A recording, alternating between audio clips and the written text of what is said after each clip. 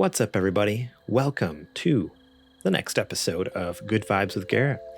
This is the show where I do nerdy hobby stuff while you guys watch and listen to me talk about not nerdy hobby stuff. I mean, it might be about nerdy hobby stuff. Last week was about Warhammer and how I first was introduced to it. This week, I was thinking about telling you guys a story about how one Christmas... a very, very interesting kind of Christmas story here. So we'll see. It might not take the full 10 minutes, but we're going to tinker around here. The main thing that I am going to be doing tonight, hobby-wise here, as you can see on the camera, hopefully, as long as everything's in focus, better than last week, is these are the miniatures, the little mini guys that we put together from last week. This is some weird little, demon frog spawn thing. Very silly looking dude. Silly looking dude with a little trumpet thing. And I did a black primer, and then I did a white primer from up above. It's called a zenithal prime or a zenithal highlight, where it highlights all the raised areas because you shoot down from the top, so that way the paint hits it the same way light would hit it from like a top-down perspective. Gets those nice highlights, and the whites turn the highlights, and all the recesses and shadows stay dark, stay black. And the idea is, the purpose of doing this is, I'm going to be testing out this new paint that I recently got called, there we go, Vallejo Xpress Color. So this is a new line of paint, and we're going to be trying out Plague Green, it's called. And the idea is you do one coat, and it's supposed to just be done. That's it, one coat and done. I don't know. I'll believe it when I see it. It's supposed to come out pretty well, just with no fuss. So we'll see. But anyway, so I'm going to be completely honest. I don't remember what year this story took place. It could have been any time, really. Well, that's not true. It couldn't have been any time because it was around the time this video game came out. So the year is 1990 something, we'll say.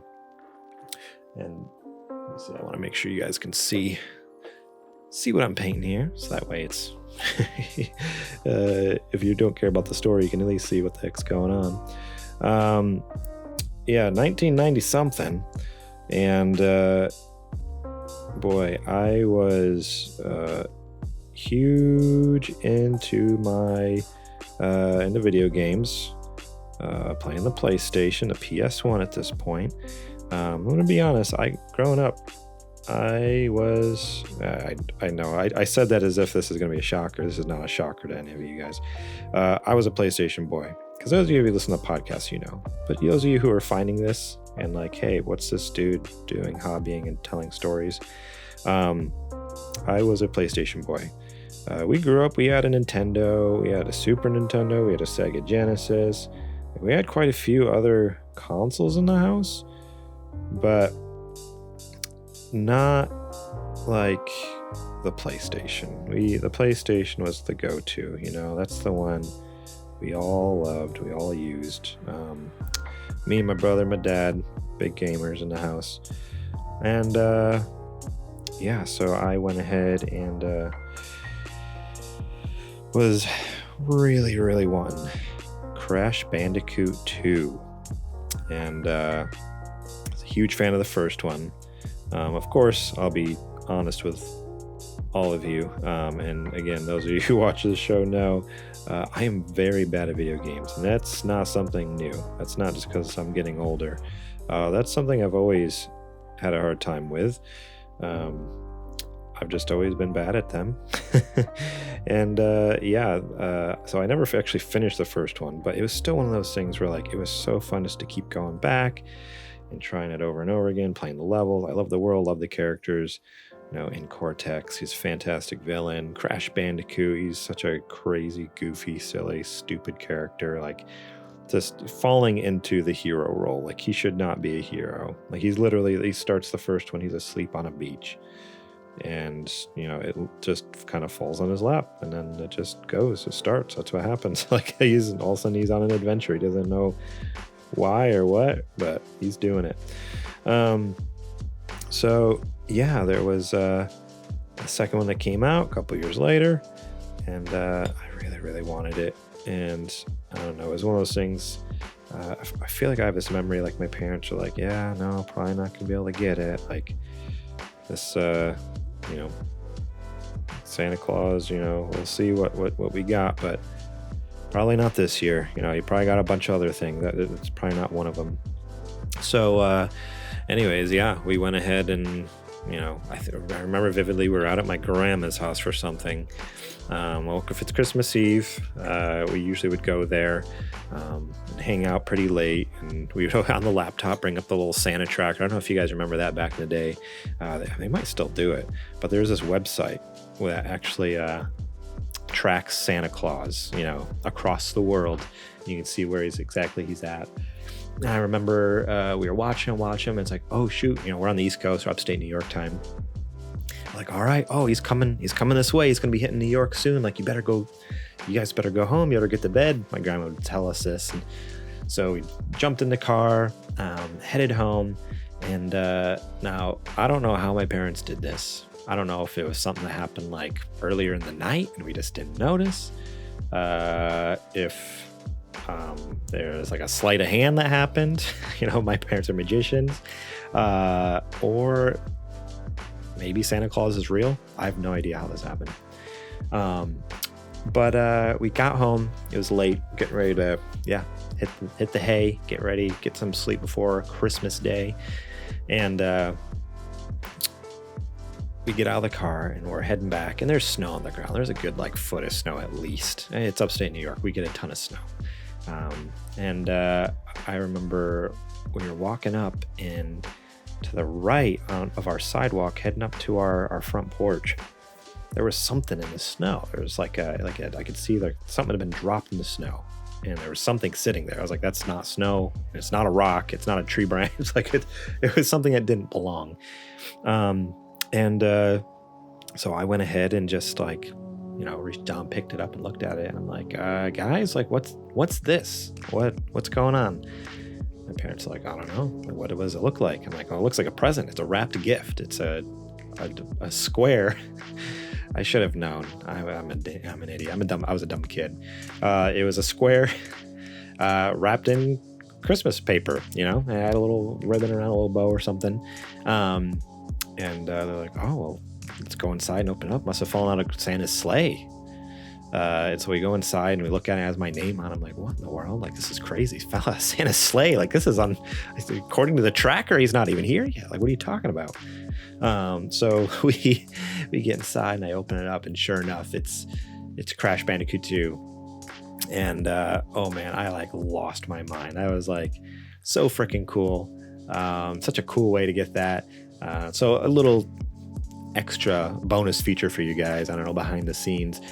It was normal every year on Christmas Eve to get a gift. My parents would give us a gift to open up on Christmas Eve, and usually it was Christmas jammies and something small, something little, nothing crazy.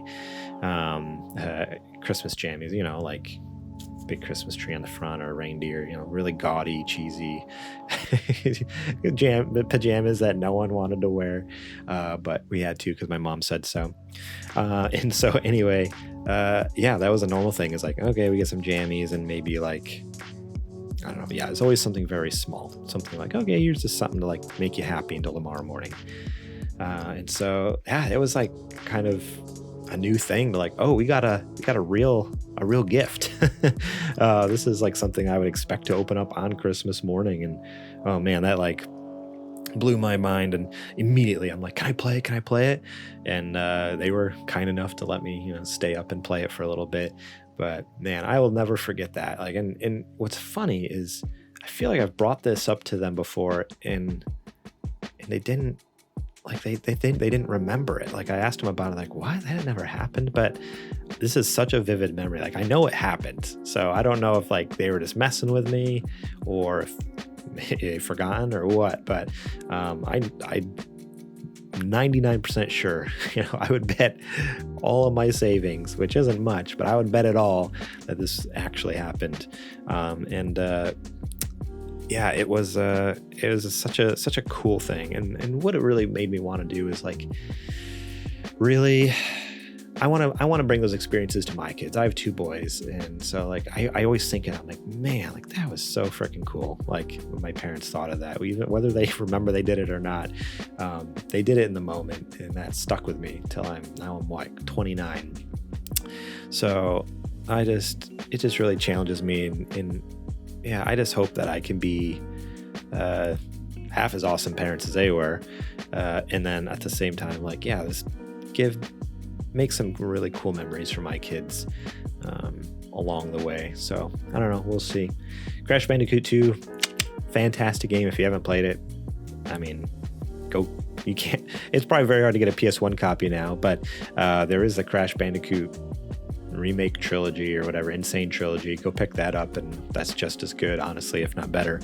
But all right, well, that probably about wraps it up for this episode. I think I went long again. Sorry, JJ. He said to keep it to 10 minutes, and I'm probably like 14 or 15 again, but I just can't stop talking. But here he is. It's not totally dry, but you can see what this is doing here. So I'm holding up to this camera over here. Hopefully you can see it. I'll hold up to this one too, actually, real quick. Let me see. Yeah, there you go. I don't know if that's anything, if you can even see that. But that actually worked freaking incredibly. So where I had the white, you can see it's lighter, it's brighter, like there's highlights along his muscles on his arms and the top of his head, the end of his spikes, but then all the shadows underneath those spikes and up underneath his belly, you get those shadows that, normally you'd spend hours like painting stuff like that. You have to do a mid-tone, mix up a color for a shadow, paint that in and glaze it in, all that stuff, blending. Highlights do the same thing. And this is like, I mean, if for those of you who are watching, I actually stopped painting probably like 5 minutes ago. So it only took me like 3 minutes to do it. Granted, this is a small model, but crazy. Like one layer of paint, it's just done. So I highly recommend the Vallejo Xpress Color Paints. If you guys are new to painting, especially if you're a beginner, this is the way to go. These Vallejo Xpress colors. Yeah, it's literally one color and go. I think there's only like 24 colors at launch here. They just actually come out this month. They're like brand spanking new. There's 24 different colors, but it pretty much covers everything you'd ever need. Go check it out because these are killer. But all right, that's probably it for now. Remember, go check out our podcast here at youtube.com/supergamerboys. You can find everything else over at supergamerboys.com. Find me any and everywhere at gmorlang. Give me a follow. Give the podcast a follow at supergamerboys. And make sure to like and subscribe to our channel. Like the video. Leave a comment below. Remember, like I said at the beginning of the video, if you have any other stories or questions or topics of things that you're curious about, write them in. Leave them in the comments below. Join us over on Discord. We'd love to see you. All right. Thank you all so much for tuning in, and catch you next time.